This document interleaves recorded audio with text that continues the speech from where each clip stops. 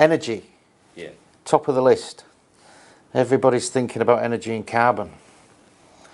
So Green Star, which is a design tool, which I think everybody uses. Yeah. Neighbours, which came in a dozen years ago or so, into the Australian market, is about energy consumption and water as well now.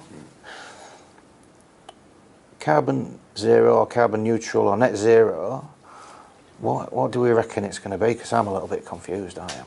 Yeah. Yeah. Well, so I guess the discussions that we had prior to this, which nobody's privy to, but the Green Star and Neighbours are, whilst not, happening with every project, every building, they are more of the norm. Yeah. And probably a starting point. Yeah. Okay.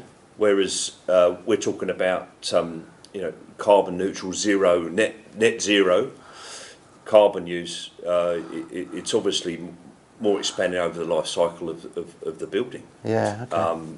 And it's not just based on the building either. It's organisations targeting this. So yeah, it seems to be, if you like, corporations, as you say. I mean, trying to do it on one building, I think it's quite hard. Yeah, exactly. Yeah. Is it the development? Where do you start? If the building's halfway through its life cycle, it's it's already done, isn't it? Exactly that. So if you've got a pipeline of development, then you might do something. Might be your opportunity to offset what your buildings, the damage the buildings have already done.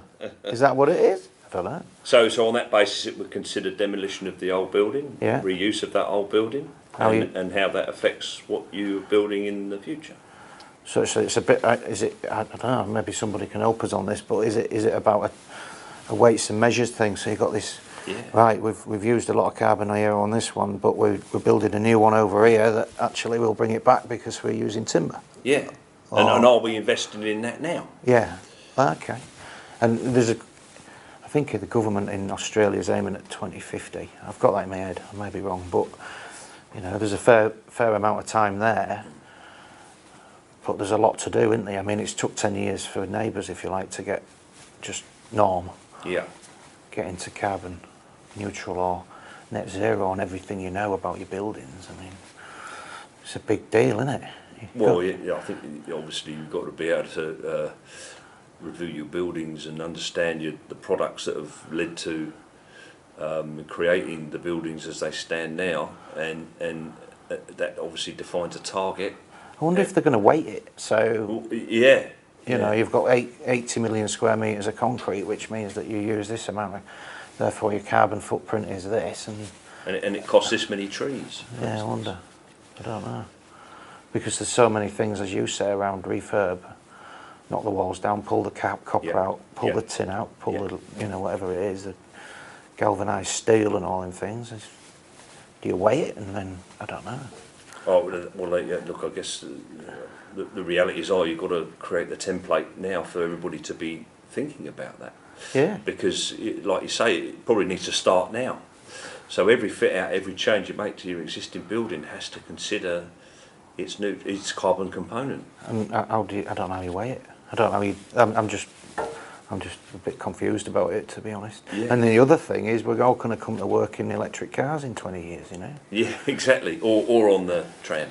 Or on the tram, or on my bike. Yeah. Which has actually got a battery in now, so you charge that up. So it's like, well, it's doing one thing here, but then we're doing other things over here. And the infrastructure of the building needs to be greater with the power for the cars. Yeah.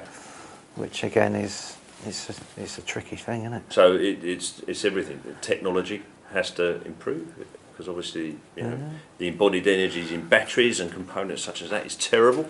Right. So that's got to improve. Yeah. With that, so the use of solar technology for power and power generation, that's got to improve. Because why? It's terribly costly in terms of carbon. Oh right.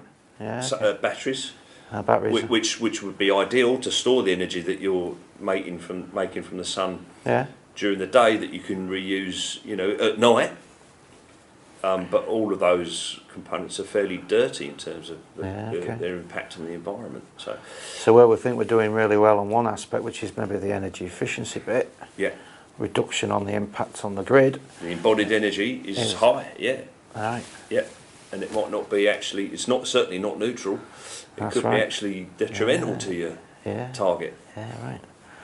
Maybe, yeah, it's interesting, isn't it? I don't know. I'll have retired by the time they get there, I think.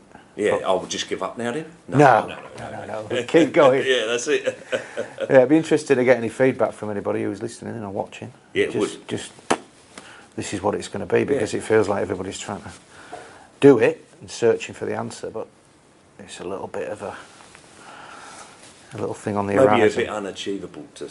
Maybe. Yeah. Maybe. It seems that way. Yeah. Interesting times, mate. Yeah, mate. Thanks for your help. And you. See ya. See you, mate.